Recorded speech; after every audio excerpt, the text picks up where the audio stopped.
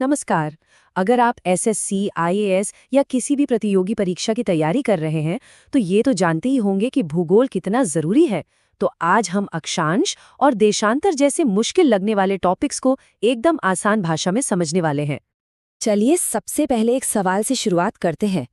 इतनी बड़ी गोल गोल घूमती धरती पर किसी भी जगह का एकदम पक्का वाला पता कैसे लगाएं? मजे की बात यह है कि इसका जवाब कुछ ऐसी लाइंस में छिपा है जो असल में है ही नहीं, बस हमने मान ली है। आइए समझते हैं।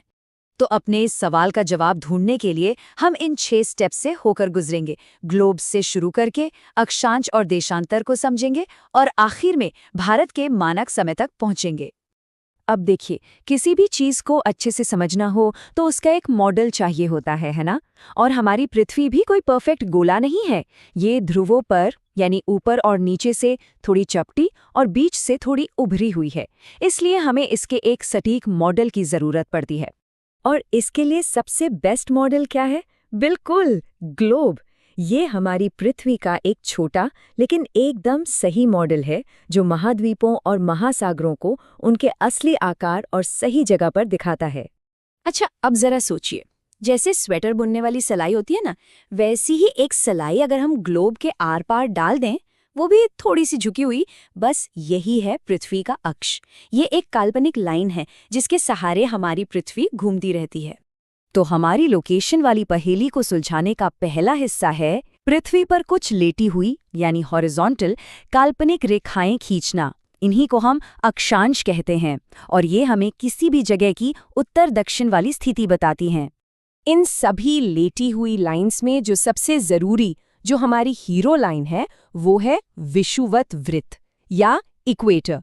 ये है 0 डिग्री पर। ये पृथ्वी को बिल्कुल बीच से 2 बराबर हिस्सों में बांटती है, एक उत्तरी गोलार्ध और दूसरा दक्षिणी गोलार्ध। अब एग्जाम के लिहाज से ये 4 नाम और इनकी डिग्रीज, भाई ये तो रट लीजिए। कर्क रेखा, मकर रेखा, आर्कटिक सर्कल और अंटार्कटिक सर्कल, इनके डिग्रीज पर सीधे सीधे सवाल बनते हैं या फिर मैच द फॉलोइंग में आ जाते हैं, तो इन्हें जरूर याद रखेगा। ठीक है, तो हमें ये तो पता चल गया कि कोई जगह उत्तर में है या दक्षिण में, पर क्या इतना काफी है? नहीं, हमें ये भी तो जानना होगा कि वो पूरब में है या पश्चिम में, और इसके लिए आती हैं खड़ी रेखाएं यानी देशांतर। इस तस्वीर को जरा ध्यान से देखिए, आपको साफ साफ फर्क दिख जाएगा। जो अक्षांश रेखाएं हैं लैटिट्यूड, वो एक दूसरे के पैरेलल हैं, समानांतर, वो कभी नहीं मिलती। लेकिन जो देशांतर हैं लॉन्गिट्यूड, वो ऊपर और नीचे ध्रुवों पर जाकर एक पॉइंट पर मिल जाती हैं।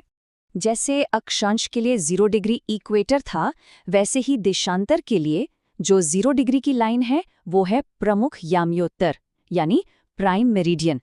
ये इंग्लैंड के ग्रीनविच से होकर गुजरती है और दुनिया को पूर्वी और पश्चिमी 2 हिस्सों में बांटती है। तो अब हमारे पास दोनों पीसेस हैं, उत्तर दक्षिण बताने वाली अक्षांश रेखाएं और पूर्व पश्चिम बताने वाली देशांतर रेखाएं। अब जब ये दोनों मिलेंगी तब जाकर असली जादू होगा। तो जब ये लेटी और खड़ी रेखाएं एक दूसरे को काटती हैं तो क्या बनता है? एक ग्रिड, एक जाल। सोचिए, ये बिल्कुल वैसा ही है जैसे किसी शहर की सड़कों का जाल होता है जिससे हम किसी भी घर का पता लगा लेते हैं। और इसी ग्रिड की मदद से हम दुनिया के किसी भी कोने का पिन पॉइंट एड्रेस बता सकते हैं।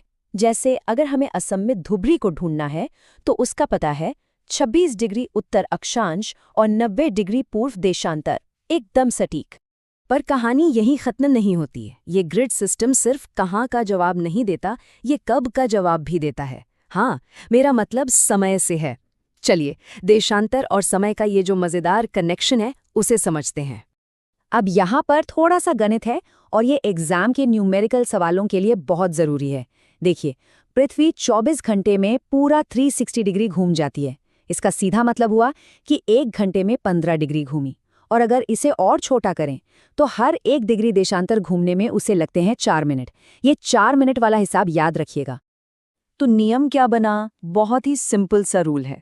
अगर आप ग्रीनविच यानी 0 डिग्री से पूरब की तरफ जाएंगे तो समय आगे बढ़ेगा, प्लस होगा, और अगर पश्चिम की तरफ जाएंगे तो समय पीछे चलेगा, माइनस होगा। चलिए अब आते हैं भारत पर, जो कि एग्जाम के नजरिए से एक बहुत ही हॉट टॉपिक है। इतना बड़ा देश है हमारा, तो यहाँ का समय कैसे तय होता है? अब देखिए, भारत का फैलाव पूरब से पश्चिम तक बहुत ज्यादा है। नतीजा ये होता है कि गुजरात, जो हमारे पश्चिम में है, और असम, जो पूरब में है, इन दोनों जगहों के लोकल टाइम में ही करीब करीब 1.25 घंटे का फर्क आ जाता है। अब सोचिए, अगर देश में अलग अलग टाइम चलेगा तो कितनी गड़बड़ होगी। तो इस कंफ्यूजन से बचने के लिए भारत ने एक बीच का रास्ता निकाला और एक लाइन को पूरे देश का स्टैंडर्ड टाइम मान लिया। और वो लाइन कौन सी है? ये जो नंबर आप स्क्रीन पर देख रहे हैं, 82 डिग्री 30 मिनट्स पूर्व। इसे अपने नोट्स में हाईलाइट कर लीजिए, क्योंकि ये सवाल अनगिनत बार पूछा जा चुका है।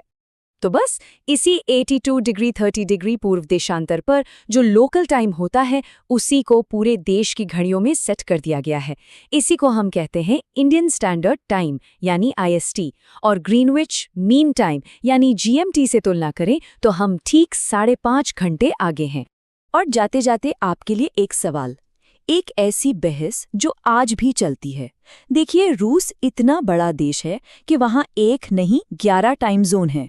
तो क्या भारत जैसे विशाल देश को भी 1 से ज्यादा टाइम जोन की जरूरत है? इस पर सोचिएगा जरूर। आज के लिए बस इतना ही। हमारे साथ जुड़ने के लिए आपका बहुत बहुत शुक्रिया।